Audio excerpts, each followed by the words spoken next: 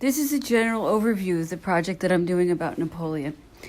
The idea here is to read one memoir after another by credible people who loved Napoleon, who lived with him, who knew him well. And I want to prove that where this story agrees, you can rest assured that you are learning the truth about Napoleon. Now, why does this matter? I believe that Napoleon really did fight the forces of evil, which take the form of these shadowy infiltrators that take down organizations from within. It's something we're seeing a lot these days. And I think that since he was the last person to really stand up to the oligarchs, they spend a lot of time vilifying the idea of a powerful white man, because that is the last thing that threatened him. The first memoirs were by General Caulaincourt, and he discusses how he tried to talk Napoleon out of the Russian campaign, and it was disastrous. It's brilliantly written, and I really recommend it. The second memoirs that I read were by his valet, the guy who took care of his clothes. And it tells the story of how the English government and infiltrators tortured and murdered Napoleon. And then they covered up and pretended that he died of cancer. That's how I see it. The third memoirs were by Napoleon's stepdaughter. And I feel that he was in love with his stepdaughter, and that he was too honorable to make a move on her. And so that's kind of the subtext of that whole story. Anyway, so I was asked to do an overview about Napoleon. Napoleon started his life in 1769 in Corsica.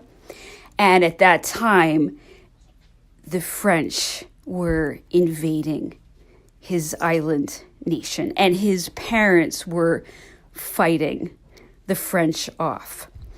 And Napoleon grew up a Corsican patriot. And he was one of 8 children, I believe, maybe the second or third oldest, certainly the second oldest son.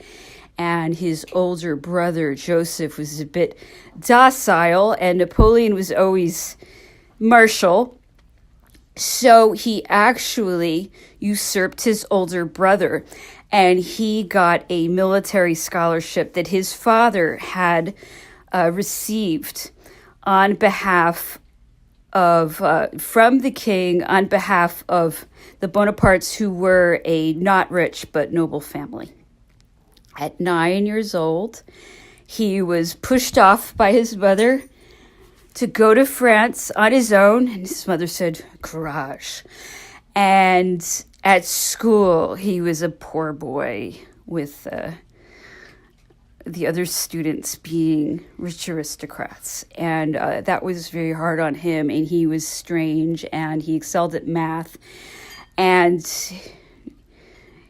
he grew up and went to military school in Paris. And at this time, the French Revolution happened, which was incredibly violent. And he really wanted to be a writer. His father had died. He took the role of his father, tried to take care of his family. It was very difficult. He raised his younger brother, Louis, as his son. And he tried to avoid fighting in any aspect of the French Revolution that resembled civil war. So he was on sick leave, and eventually he got involved, and he distinguished himself by repulsing the English at Toulon. So that's how he started to make his name, and he was very ambitious. And then when things started to calm down and they, stopped guillotining aristocrats, he got in with the directoire, the directors of France, one in particular named Barras. And he was telling this director that he knew how to restore order in Paris.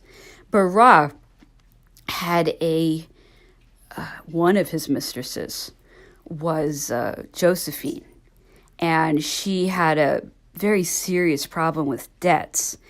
And it does look like Barras tried to get rid of her, and he made a deal with Napoleon that if she would marry Josephine, that Barras would give him control over the army of Italy.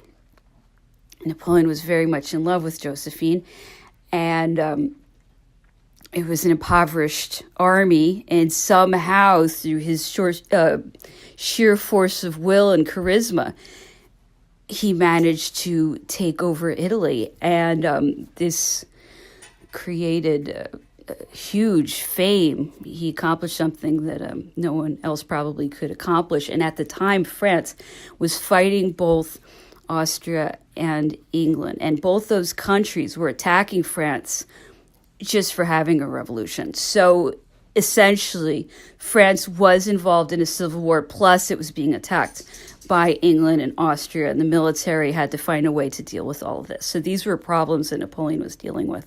He was the conqueror of Italy, and he found out that his wife had been very flagrantly cheating on him. He was devastated. He really was very in love with her. And she also had two young teenage children. And by the time Napoleon found out that Josephine had been cheating on him, she realized that she had married a great man and she had made a huge mistake. And she actually used her children to beg him not to abandon them. So he agreed to stay with his wife and her children. But the dynamics of the relationship really shifted. And Napoleon really was not in love with her. He loved her, but he wasn't in love with her anymore. So from that, he springboarded to his next act of glory, which was an attempt to take Egypt to block English commerce, because he was always fighting England. England's power rested on their trade. So that went well, that went badly. He pretended it went better than it did. He came back to France. People were very impressed with him. And through an incredible act of daring, he staged a coup d'etat, and he became one of the three consuls of France. And he eventually became first consul of France. So he became the leader of France by 1799, 1800. So during the consulate, this was a very beautiful period where Napoleon had reestablished order. He had put France back together. It had been very violent. And by 1801, he had even signed a peace with England. And he did everything he possibly could to reconcile the aristocrats and the people and to somehow heal this nation. By 1803, I believe it was, he became, there were always assassination plots against him. And sometimes people really did die. And in one case, they got hold of all the insurrectionists. And through a blunder, a prince was assassinated, and Napoleon was blamed for this. So this was the first time that people really had something to severely reprove Napoleon about. Somehow this springboarded him to declaring himself emperor in 1804. So that's the beginning of the empire. Austria always was ready to go another round with Napoleon. This is a ridiculous oversimplification. Many wars happened, and by 1807, he finally made a very big alliance with Russia. They promised to fight England together. And one of the big instruments of this fight against England was the Continental Blockade. So the idea was that they would break England's financial power. And England was not such a nice country. And they were being pretty oppressive in America, too. Not the people of the government. I mean, we're only talking about the government of England.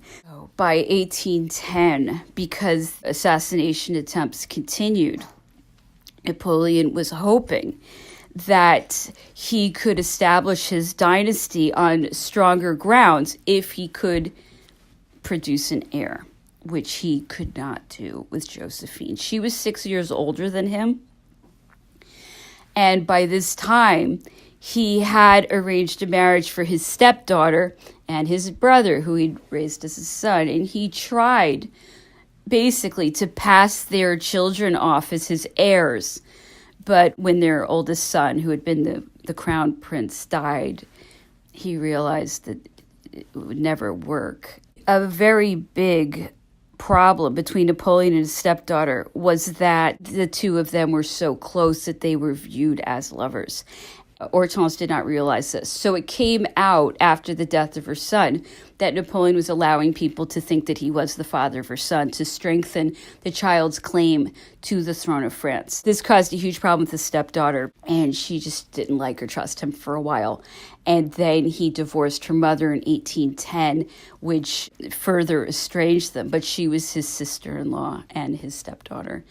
And when his wife was finally kicked out, he begged his stepdaughter not to leave him. She said that he broke down and cried and said, "Are you abandoning me too?" So he had a very heavy relationship with his stepdaughter.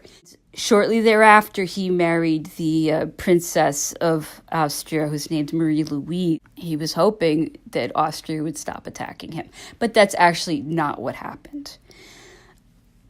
His luck really changed after his marriage to Marie Louise.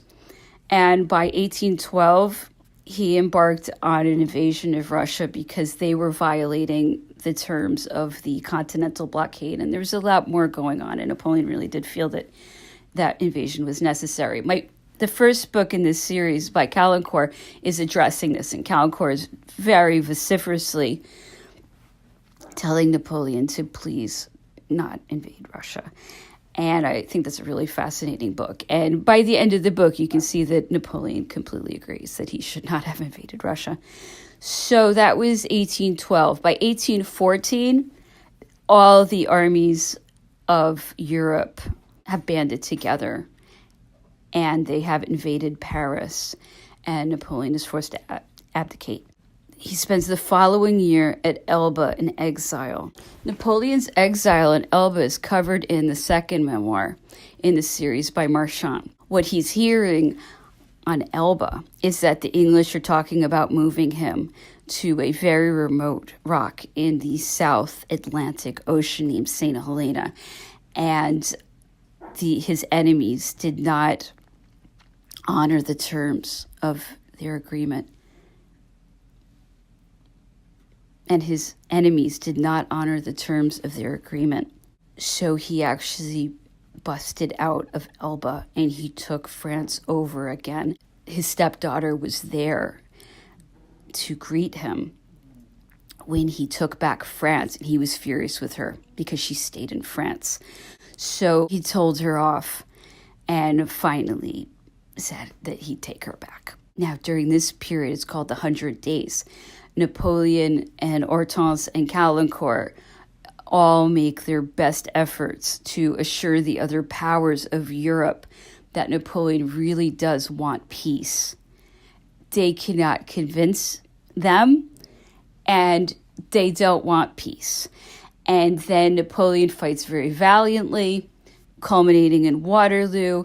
He comes back, he realizes that France is still with him, but if he continues fighting, it will be civil war in France, and he is not willing to have that on his head. So he goes to the governing bodies.